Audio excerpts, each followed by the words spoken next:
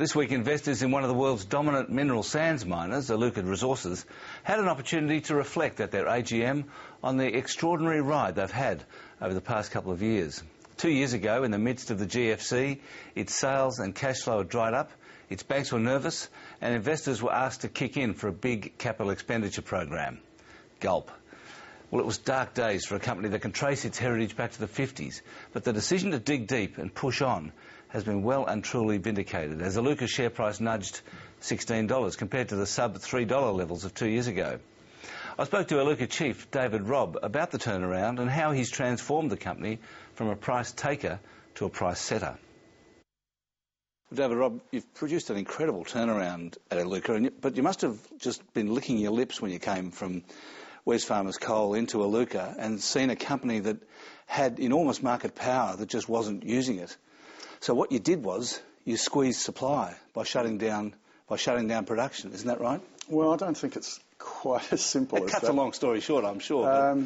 We certainly had opportunities, I thought, to not only make Iluka a better company, but to play our part in changing the way the industry acted, and certainly some of the pricing behaviour in the industry I thought was fairly old-fashioned, to say the least. So we've done our bit, and as you say, we've certainly idled some capacity that wasn't really making much of a return for our shareholders.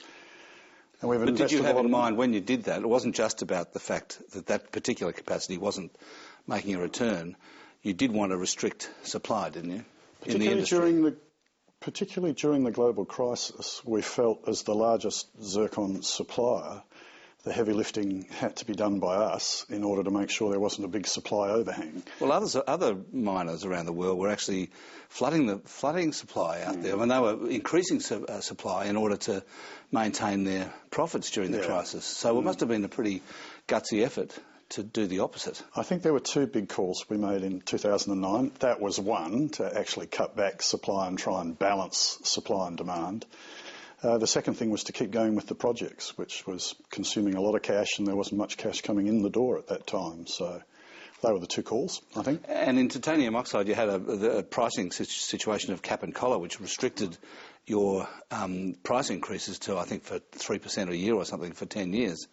And was it just luck, do you think, that those contracts actually were just about to expire when you took over? I think that's just an accident of history, absolutely. We actually came out from under those contracts first. So that, although you might think it's very logical that we would play a lead role in zircon, it's actually fallen to us because of timing to do the same thing on the titanium side of the business. Well, with zircon, and I think you had fairly cosy arrangements with the Europeans in zircon going back a long time. And didn't you come in and say, hang on, the Chinese are buying a lot of this stuff, let's move our focus from Europe to China? I felt we were not paying enough attention to emerging markets generally, China in particular.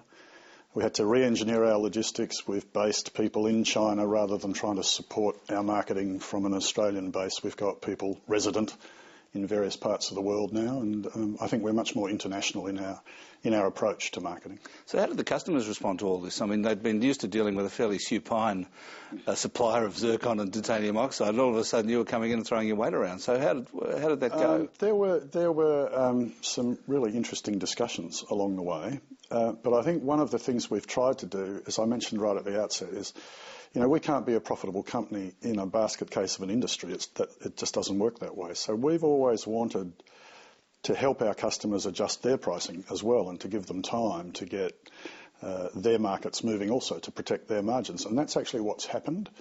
So but didn't you squeeze their margins? Didn't you squeeze their margins by increasing their raw material prices? It actually hasn't